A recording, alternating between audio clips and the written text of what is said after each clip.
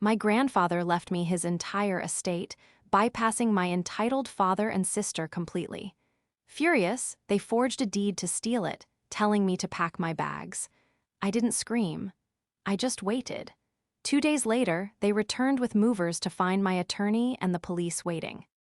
This is where the story truly begins, and you won't want to miss what happens next. Make sure you're subscribed to see it through to the end. We're always curious. Where in the world are you all watching from today? Let us know in the comments. The silence in the house was heavy, a suffocating blanket that seemed to press against my chest, making it hard to breathe. It had been 3 weeks since Grandpa passed, and the sprawling estate, usually a place of comfort and blooming lilacs, felt more like a mausoleum. I was sitting in his favorite leather armchair, the one that still smelled faintly of his pipe tobacco and old paper, nursing a cup of tea that had gone cold an hour ago. My head was pounding, a rhythmic thumping behind my eyes that hadn't ceased since the funeral. I was physically drained, my body fighting off a lingering flu that stress had exacerbated into something far worse. I wasn't just grieving, I was recovering. The last 2 years had been a marathon of doctor's appointments, sleepless nights, and the slow, agonizing heartbreak of watching the strongest man I knew fade away. I had done it alone. My phone buzzed on the side table, vibrating against the coaster. I ignored it. It buzzed again, and again. Reluctantly, I reached out, my hand trembling slightly, a mix of fever and exhaustion. It was a text from my sister, Mia. "We're coming over, don't go anywhere. Dad has news." There was no "how are you," no "thinking of you," just a command. I stared at the screen, the bright light stinging my tired eyes. A knot of anxiety tightened in my stomach, twisting violently. Since the reading of the will last week, where Grandpa had explicitly left the entire property, the house, the land, the workshop, to me, the silence from my father, Michael, and Mia had been deafening. They hadn't screamed in the lawyer's office. They hadn't cried. They had simply stood up, their faces masks of icy, controlled rage, and walked out. That silence had terrified me more than any shouting match could have. It was the calm before a storm I knew was coming, but I had no idea how violent the winds would be. I tried to stand, to prepare myself, but a wave of dizziness forced me back down. I was vulnerable, weak, and utterly alone in a house that suddenly felt too big to defend. The sound of tires crunching on gravel outside shattered the quiet. I heard car doors slam, not one, but two. Heavy footsteps marched up the porch stairs. They didn't knock. The front door swung open, hitting the wall with a resounding crash that made me jump. Michael walked in first. My father. He looked impeccable as always, wearing a tailored navy suit that cost more than my car, his silver hair slicked back. He didn't look at me. He looked at the room, scanning the walls, the furniture, the view out the window, with a proprietary air that made my skin crawl. Mia followed, tapping away on her phone. She looked up, her expression bored, detached. "Rachel," Michael said, his voice smooth but carrying an edge that could cut glass. "Good, you're sitting down." "What are you doing here?" I rasped, my voice sounding weak even to my own ears. "I'm not feeling well, Dad. Can this wait?" "It can't," he said, stepping into the center of the room.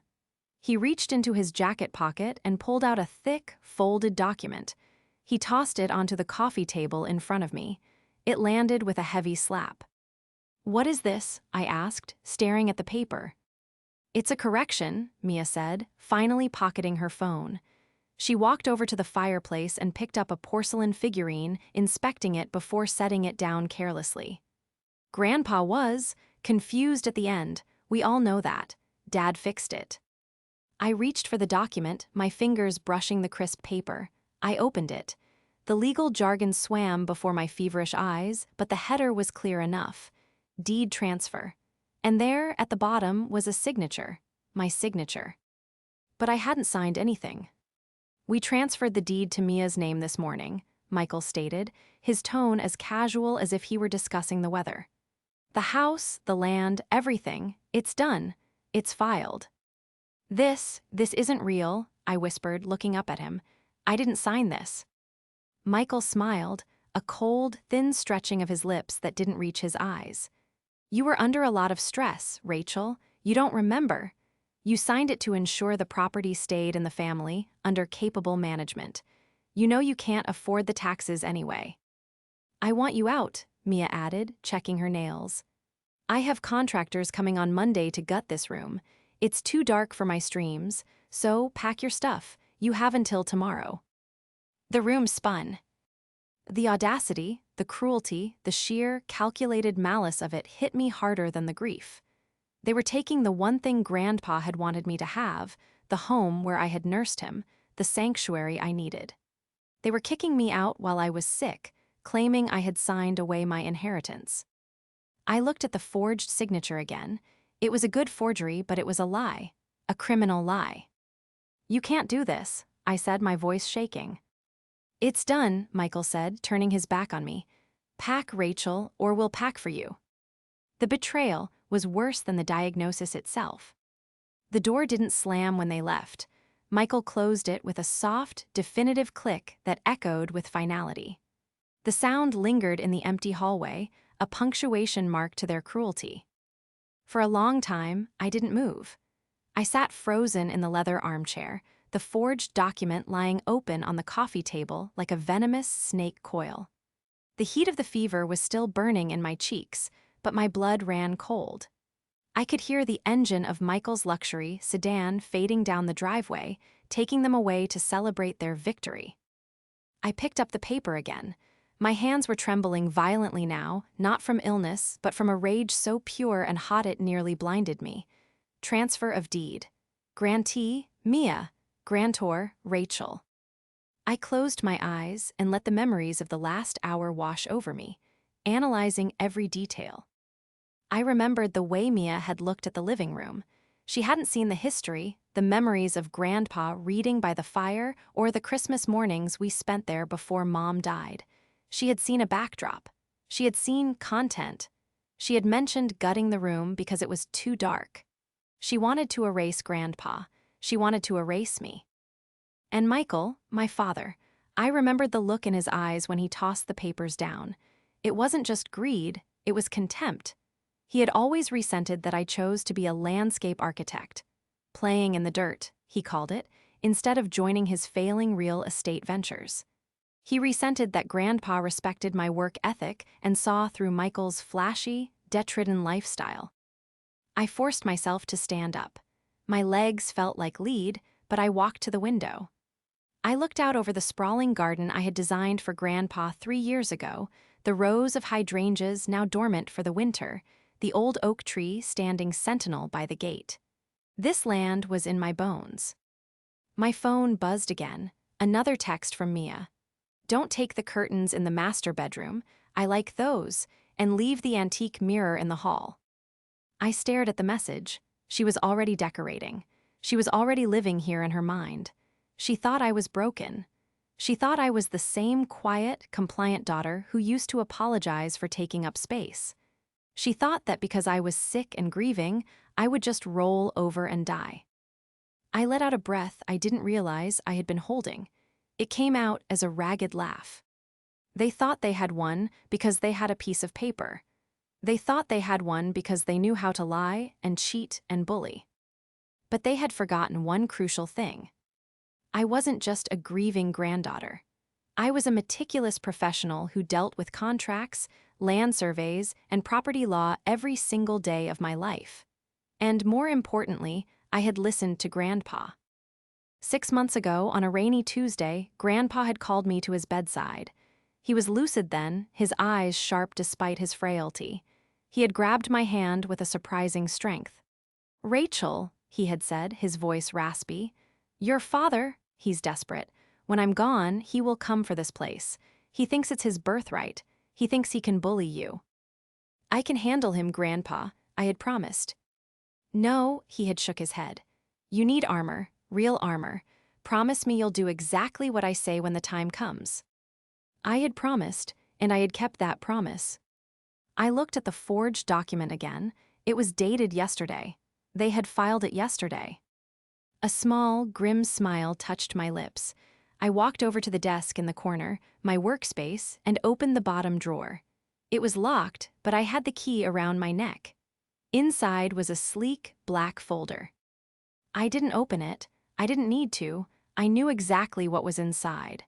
I knew the dates, the timestamps, and the specific clauses that were currently active. I reached for my phone and dialed a number I had saved to my favorites list. It rang twice before a deep, steady voice answered. "Rachel, is everything all right?" "No, Mr. Smith," I said, my voice steady for the first time all day. "It's happening. Exactly like Grandpa said it would. They just left. They forged a deed transfer." There was a pause on the other end, followed by the sound of a pen scratching on paper. "Forged? Are you certain?" They handed me a copy. It has my signature on it, but I was in bed with a fever all day yesterday. And, obviously, I didn't sign it. "Okay, Mr. S." Myth said, his tone shifting from concerned friend to sharp attorney. "And the timing." "They said it was filed yesterday morning. They're coming back with movers in 2 days." "2 days," Mr. Smith repeated. I could practically hear him smiling. "That is unfortunate for them." "Samantha is coming over tonight to stay with me," I added. "I don't want to be alone here." "Good, Samantha is a witness. Document everything, Rachel. Every text, every interaction. Do not engage with them. Do not argue. Let them believe they have won. Let them come with the movers." "Are you sure?" I asked, looking out at the driveway where Michael's car had been. "I am absolutely sure," Mr. Smith replied. "They have just committed a felony, Rachel, and they walked right into the trap you and your grandfather set. Rest up. Drink fluids. Let me handle the paperwork. By the time they get back, their world is going to be very, very different." I hung up the phone. The nausea was still there, but the fear was gone, replaced by a cold, calculating resolve. They wanted a fight. They were going to get a war. And they had no idea they were marching onto a battlefield that had been mined months ago. To understand why my father and sister were willing to commit a crime to get this house, you have to understand who they are, and more importantly, who they aren't. I spent the last 3 years of my life living in this house, caring for Grandpa. My mother had passed away 5 years ago, and after that, the family fractured. I was the glue trying to hold it together, but eventually, I realized I was the only one sticking.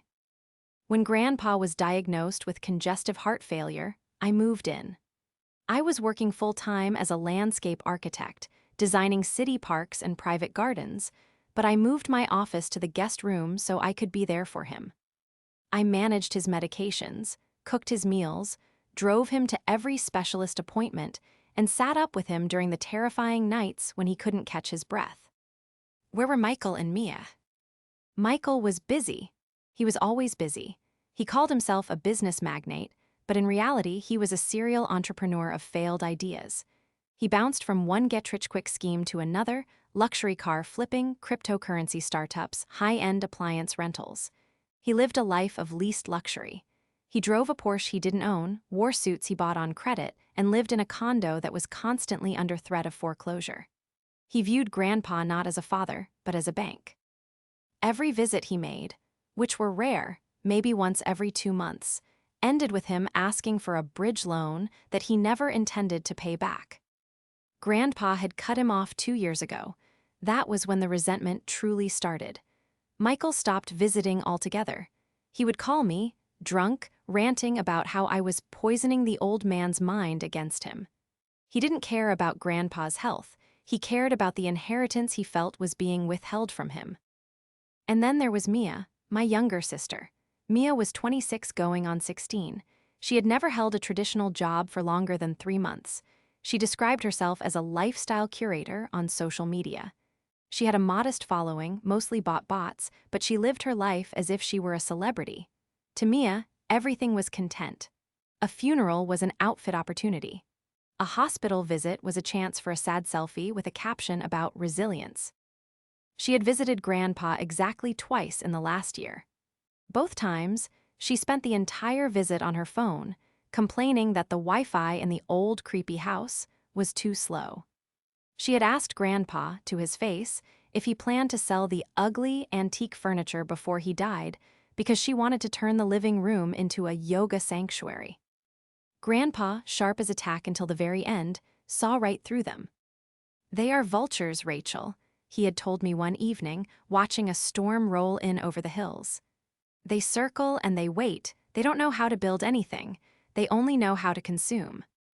That was the core conflict. I built things, I nurtured the land, I nurtured him. They consumed. The morning after the funeral, Michael had cornered me in the kitchen. "We need to talk about the estate," he had said, pouring himself a drink at 10 a.m. "I have investors lined up. We can subdivide the land. 12 luxury condos. We bulldoze the main house, obviously. It's a teardown." My heart had stopped. Bulldoze it? Grandpa built this house with his own hands. He planted that oak tree when I was born. "Sentimentality doesn't pay the bills, Rachel," he had sneered. "And trust me, looking at your car, you need the money as much as I do." He didn't know about my savings. He didn't know my business was thriving. He projected his own desperation onto me. When the will was read, leaving everything to me, I saw the look passed between Michael and Mia. It wasn't just shock, it was a pact. A silent agreement they wouldn't accept the outcome. And now, they had made their move. Mr. Smith, my attorney, was the opposite of them. He was an old friend of Grandpa's, a man who wore tweed jackets and spoke in measured sentences. He had been the one to draft the will. He knew the depths of Michael's entitlement. He was the one who had helped me and Grandpa set up the failsafe. "They think you are weak because you are kind," Mr. Smith had told me weeks ago. "They mistake silence for submission. We will use that." As I sat in the dark house, waiting for Samantha to arrive, I thought about the text Mia had sent about the curtains. She was so confident. She had no idea that the correction deed Michael had flashed was the nail in their coffin. They were coming back in 48 hours to kick me out. I looked at the clock. The game had begun, and for the first time since Grandpa died, I didn't feel helpless. I felt dangerous. Samantha arrived 20 minutes after I hung up with Mr. Smith. She burst through the front door like a whirlwind of righteous indignation and comfort food, carrying an overnight bag in one hand and a bag of takeout in the other. Samantha had been my best friend since college. She was a fierce litigation paralegal who ate bullies for breakfast. When she saw me, pale, sweating, and trembling in the hallway, her expression softened from warrior to protector. "Okay, sit," she commanded, guiding me back to the leather armchair. "I have soup, I have Gatorade, and I have a notepad. Start talking." Between spoonfuls of broth, I recounted the entire interaction. The way Michael had looked at the room with dollar signs in his eyes. Mia's boredom, the slap of the paper on the table. When I showed her the forged deed, Samantha didn't gasp. She went silent. She pulled a pair of reading glasses from her purse and scrutinized the document under the lamplight, her jaw setting tighter with every line she read. "This is sloppy," she muttered, tracing the signature. "It looks like your signature, sure, but the pen pressure is all wrong. It's too heavy. Someone traced this, and look at the date." "Yesterday," I said. "I was in bed with a fever of 102. I didn't even unlock my phone yesterday, let alone sign a legal document." "And the notary," Samantha pointed to the stamp at the bottom. "Commissioned to Elias Thorne. I know him. He's a shady mobile notary who operates out of a strip mall near the airport. He's been flagged for improper notarization twice before. Michael must have paid him a premium to stamp this without you present." She tossed the paper back onto the table. "They're insane, Rachel. This isn't just a family squabble. This is a felony. Forgery, filing a false instrument, conspiracy. If they go through with the eviction, it's extortion." "Mr. Smith says to let them try," I said, feeling a glimmer of warmth return to my limbs. "He said the trap is set." "The trust?" Samantha asked, raising an eyebrow. I nodded. This was the secret weapon Grandpa and I had built. "Michael thinks he's playing checkers," I explained, leaning forward. "He thinks the will is the final word. The will says I inherit the property. So, in his mind, if he forges a deed from me to Mia, he bypasses the will. But he missed the step before that." I pulled the key from around my neck and unlocked the desk drawer, retrieving the black folder I had mentioned to Mr. Smith. I opened it to show Samantha the document inside. It wasn't a will, it was a deed to trust, dated 6 months ago. Grandpa didn't die owning this house, I said quietly. Technically, neither do I. 6 months ago, we transferred the title of the entire estate into the Arthur Legacy Trust. I am the sole beneficiary, but the trustee, the legal owner on paper, is Mr. Smith's law firm. Samantha's eyes widened, and then a wicked grin spread across her face. Oh my God, so, for Rachel to transfer the deed to Mia. Rachel would have to be the trustee, I finished. But I'm not. Mr. Smith is. My signature on a deed transfer is legally meaningless. I couldn't give Mia the house even if I wanted to. The title isn't in my name to give. So, by forging your signature, Samantha laughed, a sharp, delightful sound, Michael didn't just fail to steal the house. He created a document that proves he has no idea who actually owns it, while simultaneously committing a felony to steal it. Exactly, I said. He's trying to rob a bank vault by forging a note from the teller, not realizing the money was moved to a different bank 6 months ago. The relief of sharing the secret was immense, but the anxiety of the impending confrontation still lingered. We spent the rest of the night documenting everything. I took photos of the house to prove its condition in case they tried to claim I damaged it. I screenshot every text message Mia had sent, including her demands for the curtains and the mirror. Then I did a little digging of my own. I logged into the County Clerk's Public Records portal. It took me a while to navigate the clunky interface, but there it was. The correction deed had been filed electronically yesterday at 9:04 a.m. I looked at the filer's account. It wasn't a law firm.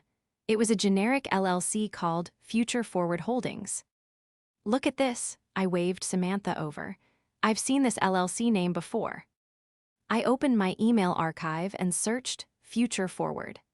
It popped up in a spam email chain from my father 3 years ago, a pitch deck for one of his failed crypto mining ventures.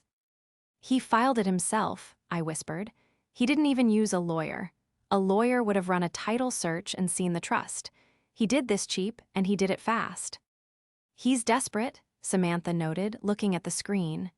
Desperate people make sloppy mistakes, but Rachel, be careful. When people like Michael get cornered, they don't just surrender, they lash out. I looked at the timestamp on the filing. 9:04 a.m. I have him, I said, my voice hardening. At 9:04 a.m. yesterday, I was on a telehealth video call with my doctor because my fever spiked.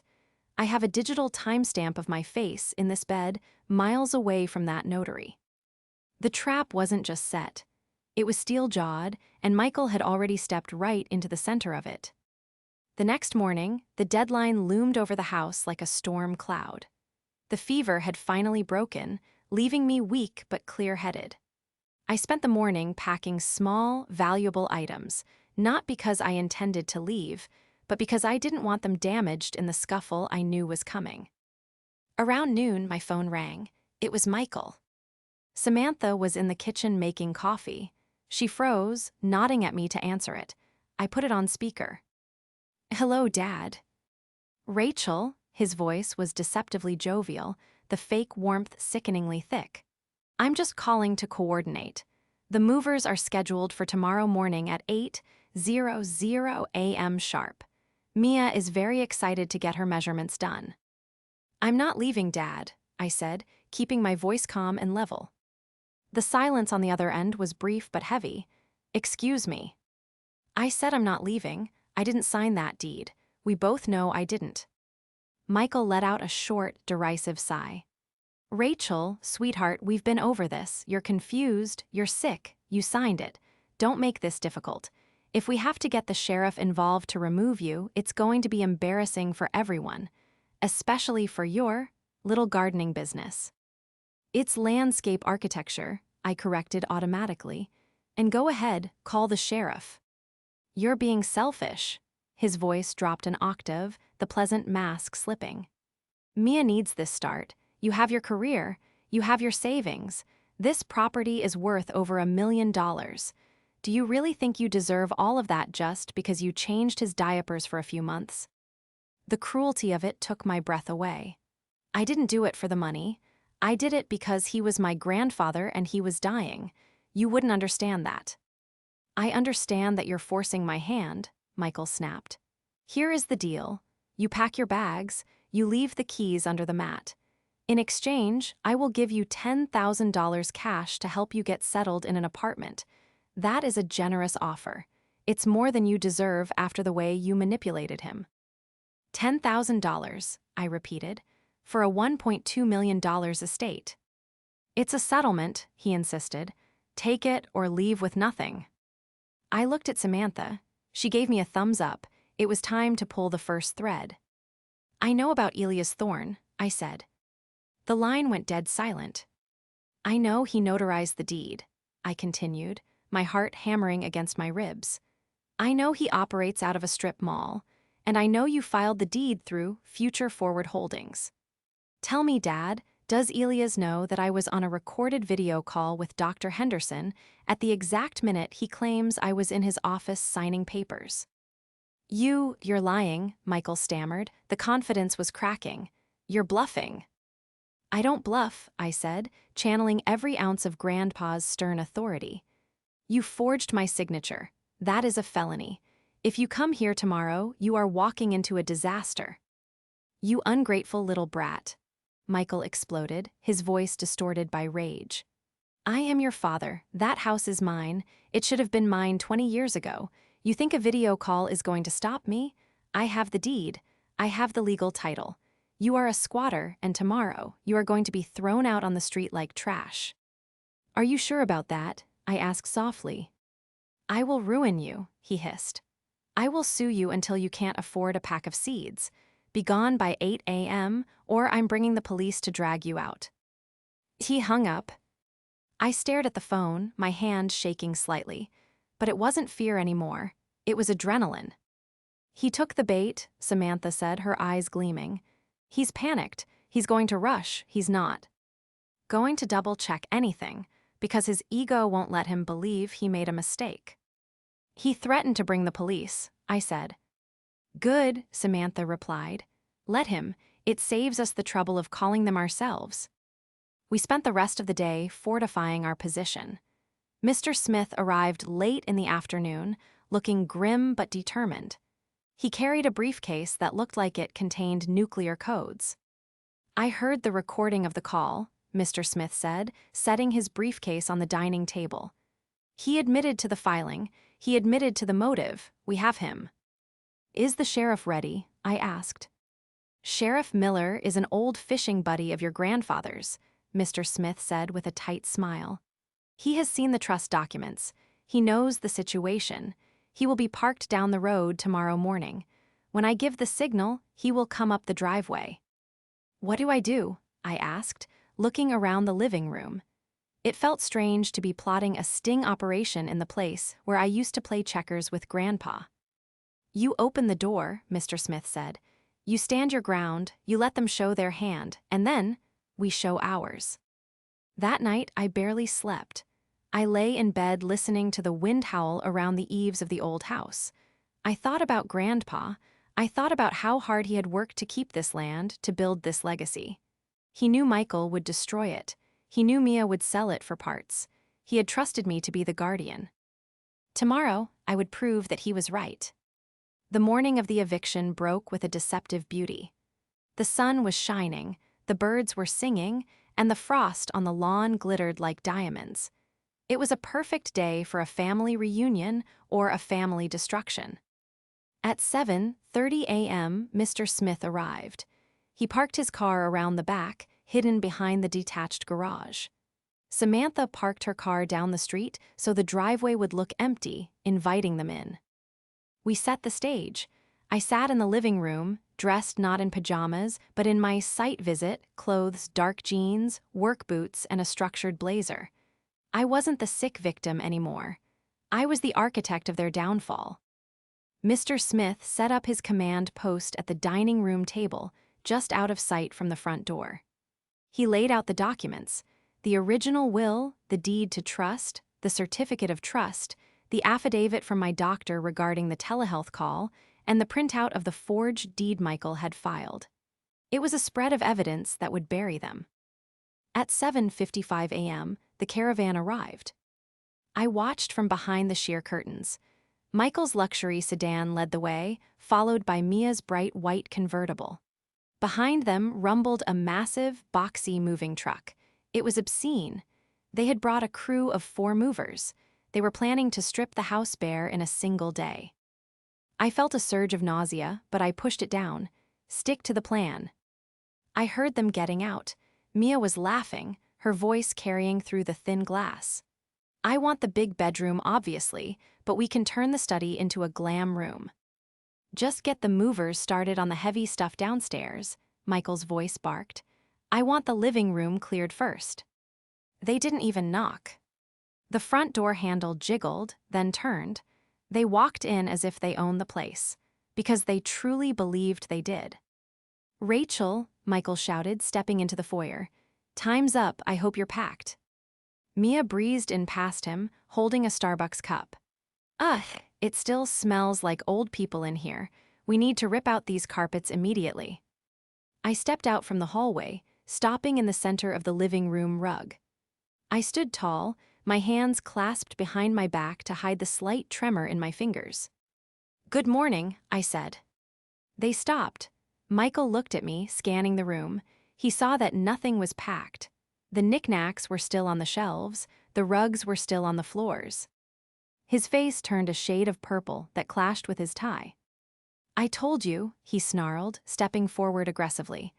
8 a.m., you are trespassing on my daughter's property. It's not her property, I said calmly.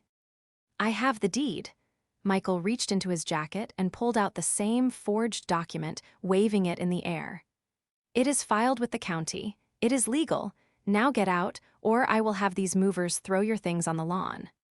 He gestured to the open door, where 4 burly men in coveralls were waiting awkwardly, looking between us. Dad, just call the cops, Mia sighed, scrolling on her phone. She's being dramatic for attention. I agree, I said. Let's call the cops. You think I won't? Michael sneered. He pulled out his phone. I'm dialing right now. No need, a deep voice boomed from the dining room. Michael and Mia both jumped. They spun around as Mr. Smith stepped into the living room, holding the black folder. He was a tall man, imposing in his charcoal suit, and he looked at Michael with the same X. Pression one might look at a cockroach. Mr. Vance, Michael said, confusing the name, his confidence faltering for a split second. What are you doing here? I am here representing the legal owner of this property, Mr. Smith said, walking to stand beside me. And it isn't Mia. We have the deed, Michael screamed, doubling down. She signed it, it's done. Actually, Mr. Smith said, opening the folder with a deliberate, theatrical slowness. She didn't, and she couldn't have. What are you talking about? Mia snapped, finally looking up from her phone. This property, Mr. Smith said, his voice projecting clearly to the movers standing in the doorway, was transferred into the Arthur Legacy Irrevocable Trust 6 months ago. The title is held by my firm as trustee. Rachel implies no ownership rights to transfer. He pulled out a document with a gold seal and held it up. This is the certificate of trust.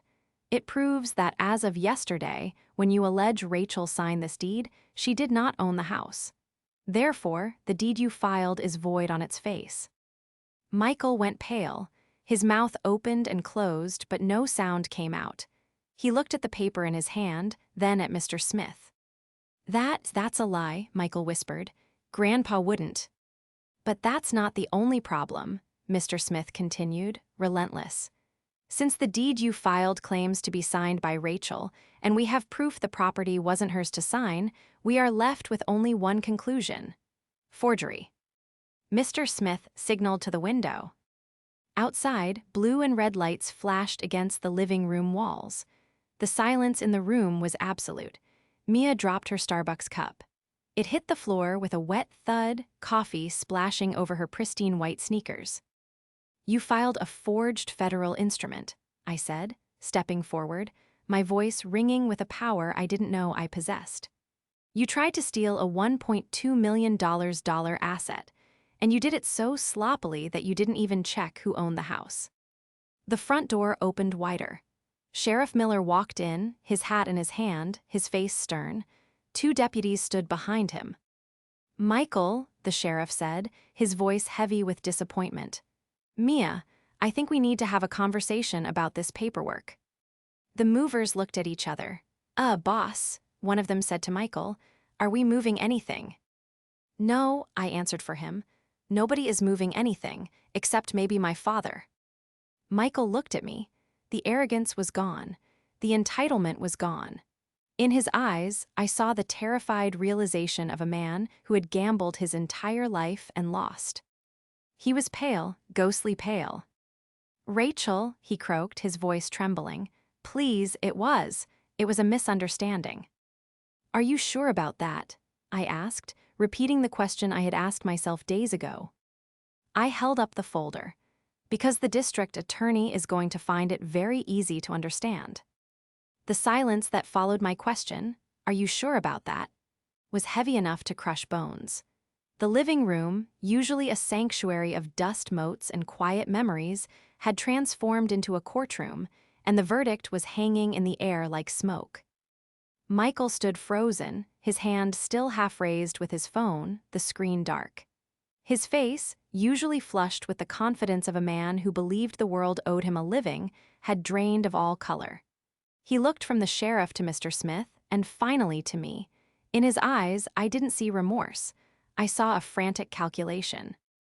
He was running the numbers, looking for an angle, a loophole, a lie that could bridge the gap between his arrogance and the reality of the handcuffs dangling from Sheriff Miller's belt. Sheriff, Michael began, his voice cracking slightly before he cleared his throat to regain his composure. He forced a smile that looked more like a grimace of pain. Sheriff Miller, good to see you. Look, this is all a bit of an overreaction. We're having a family dispute, a civil matter. Rachel is upset about her grandfather's passing, and she's confused about the paperwork. There's no need for law enforcement. Sheriff Miller didn't return the smile. He slowly put his hat back on, adjusting the brim with agonizing slowness. Civil matters are for disagreements about fences, Michael. Forging a signature on a deed transfer and filing it with the county clerk. That's criminal fraud. That's my jurisdiction. It's not a forgery, Mia shrieked, breaking her silence. She looked terrified, her eyes darting between the deputies. It's a correction. Dad said it was a correction. He said Grandpa made a mistake. Mia, shut up, Michael hissed, turning on her. No, you shut up. Mia stepped back, her hands raised defensively. I'm not going to jail because you messed up the paperwork. You told me it was legal. You told me she signed it. She did sign it, Michael roared, pointing a shaking finger at me. She's lying. She's always been a liar. She manipulated into cutting us out, and now she's manipulating you. Mr. Smith stepped forward, his movements smooth and dangerous. Michael, I strongly advise you to stop talking. Every word you say is being recorded on the deputy's body cameras, and I assure you, it will be used against you during the arraignment. Mr. Smith held up the black folder again. We have the metadata from the electronic filing. We have the IP address it was sent from your condo, Michael. We have the testimony of Elias Thorne, the notary. Michael's knees seemed to buckle slightly. Thorne, you talked to Thorne. We didn't have to, Mr. Smith said calmly. The sheriff's department did, about an hour ago. Turns out, Mr. Thorne was quite eager to cut a deal to avoid losing his license and facing jail time. He admitted he never saw Rachel. He admitted you paid him $500 cash to stamp a document you brought to him already signed. The air left the room. It was over. The lie hadn't just unraveled, it had been incinerated. I was trying to save the estate, Michael stammered, his voice dropping to a whisper. He looked at me, his eyes pleading. Rachel, please, I'm your father. You can't let them arrest me. Think about the family reputation. Think about Grandpa. I am thinking about Grandpa, I said, my voice steady. though my heart was pounding against my ribs like a trapped bird. I'm thinking about how he worked for 50 years to buy this land. I'm thinking about how you called him a senile old fool when he wouldn't give you a loan. I'm thinking about how you didn't even cry at his funeral because you were too busy calculating the square footage of this living room. I made a mistake, Michael pleaded, taking a step toward me. A deputy immediately stepped in his path, hand on his holster. Michael froze. Rachel, I'm in debt, bad debt. They're going to take my condo. I just needed a bridge. We could sell the land, split the money. You'd still have $500,000. Please, just tell them it was a misunderstanding. Withdraw the complaint. I looked at him, really looked at him.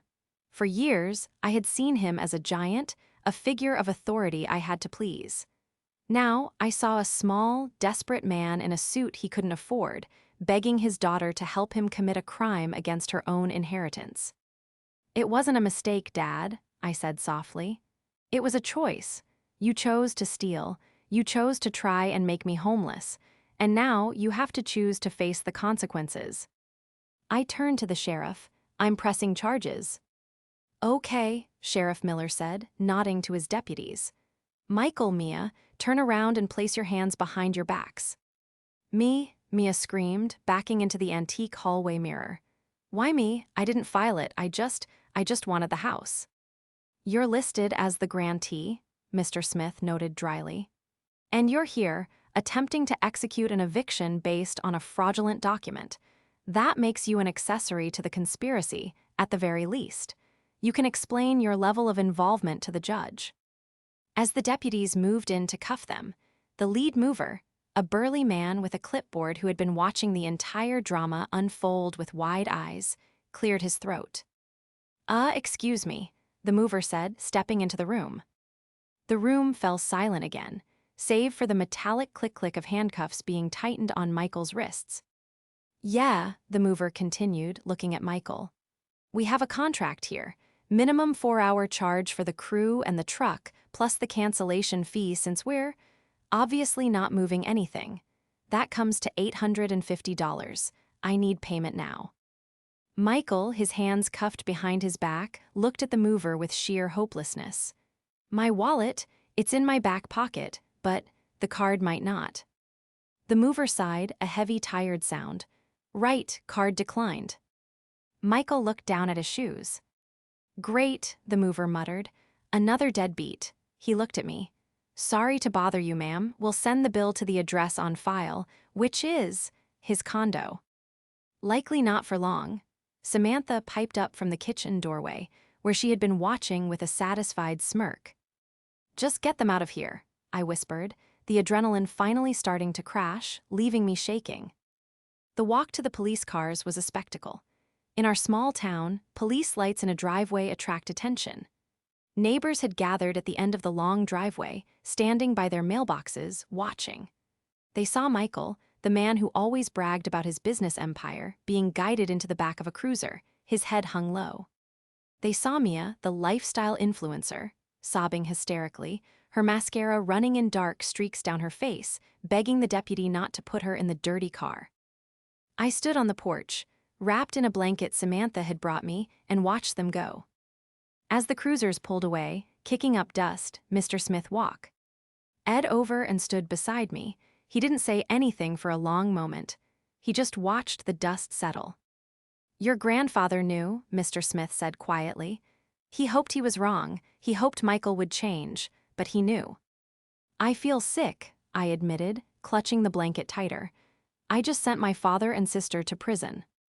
No, Rachel, Mr. Smith said firmly, placing a hand on my shoulder. You stopped a robbery. The fact that the robber shares your last name makes it tragic, but it doesn't make it your fault. You defended the house. You defended his legacy. I looked out at the oak tree. The swing Grandpa had built for me when I was 5 was still swaying gently in the breeze. The house was quiet again. But this time, the silence wasn't heavy. It wasn't suffocating. It was safe. The legal fallout was swift, brutal, and entirely public. Because Michael had been so sloppy, so arrogant in his execution, the district attorney didn't have to work hard. The evidence was overwhelming. The Future Forward Holdings, LLC, was exposed as a shell company with no assets, only liabilities. The forensic analysis of the computer seized from Michael's condo confirmed he had downloaded the deed template, traced my signature from an old birthday card I had given him, and digitally manipulated it before printing. Michael's defense attorney tried to argue for leniency, citing his age and lack of prior criminal convictions, but the judge, a woman who had known Grandpa by reputation, was unmoved. The premeditation, the exploitation of a grieving daughter, and the sheer malice of the eviction attempt weighed heavily against him. Michael pleaded guilty to 1 count of second-degree forgery and 1 count of filing a false instrument to avoid a longer trial. He was sentenced to 3 years in state prison. It was a light sentence in the grand scheme of things, but for a man like Michael, who thrived on comfort and the illusion of status, it was a death sentence.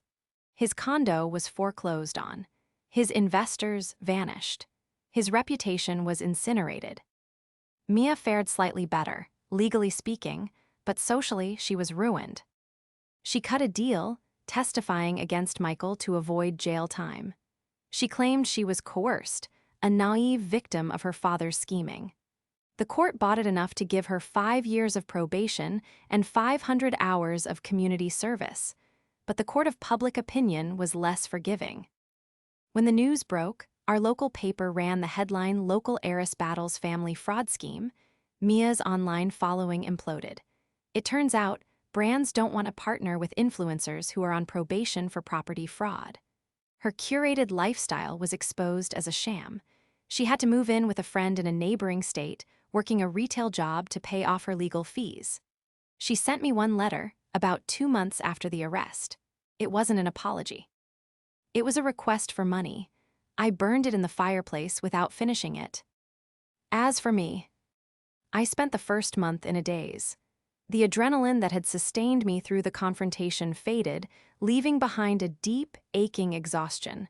I had won, but the victory felt hollow. I had the house, but I had lost the last remnants of my family. It was Samantha who pulled me out of it. "You didn't lose a family, Rachel," she told me one evening as we sat on the back porch drinking wine. "You lost a parasite. There's a difference." "It's just quiet," I said, looking out at the garden. "Too quiet." "Then fill it," she said. "Fill it with things that matter." And that's what I did. I threw myself into my work. I turned the guest cottage, the one Michael wanted to bulldoze, into my official studio. I hired an assistant. I started taking on bigger projects, restoring historical gardens in the city. The income allowed me to pay the property taxes without dipping into the trust fund, keeping the estate exactly as Grandpa had left it. 6 months after the arrest, spring finally arrived.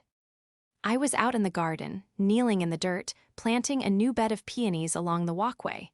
The sun was warm on my back. My hands were covered in soil, good, rich earth. A car pulled up the driveway. I tensed for a second, old habits die hard, but relaxed when I saw it was Mr. Smith's vintage sedan. He walked up the path, holding a thick envelope. He looked different without his severe courtroom suit. He was wearing a cardigan and looked almost grandfatherly. "Gardening?" he asked, smiling down at me. "Restoring," I corrected, wiping my forehead with the back of my hand. Grandpa always loved peonies. I thought the entrance needed some color. "He would have loved it," Mr. Smith said. He handed me the envelope. "The final paperwork from the court, the deed is secured. The challenge period has expired. No one can touch this place, Rachel. It's yours, free and clear in perpetuity." I took the envelope. It felt light, but the weight it lifted off my shoulders was immense. "Thank you," I said, my voice thick with emotion. "For everything, I couldn't have done it without you." "You did the hard part," Mr. Smith said. "You stood up. Arthur was worried you wouldn't be able to. He worried you were too gentle for this world." "I was," I said, looking at the house standing proud and strong behind him. "But I learned that sometimes you have to fight for the things you love. Gentleness isn't weakness. It's just waiting for the right moment." Mr. Smith nodded. Well, he left you one more thing. He told me to give it to you only when the dust had settled. He reached into his pocket and pulled out a small, tarnished brass key. What is this for? I asked, taking it. The workshop, he said. The locked cabinet in the back. He said you'd know what to do with it. I watched Mr. Smith drive away, then walked slowly to the workshop. It was a dusty, cluttered space filled with tools and wood shavings. In the back corner stood an old metal cabinet I had never seen open. I inserted the key. It turned with a satisfying click. Inside, there was no money, no secret jewels. There was a framed photograph of me and Grandpa when I was 7 years old, planting that very first oak tree. And next to it, a stack of leather-bound notebooks. I picked up the top one. It was labeled Garden Designs and Ideas for Rachel. I opened it. It was filled with sketches, dozens of them. Sketches of gardens he had imagined for this house but never built. Sketches of greenhouses, of koi ponds, of hidden benches. And on the first page, in his shaky handwriting, was a note. For my Rachel, the house is the shell. The land is the soul. Make it yours. Don't just keep it. Grow it. I stood there in the quiet, dusty workshop, and for the first time in a year, I cried. Not tears of grief or rage or fear, but tears of release.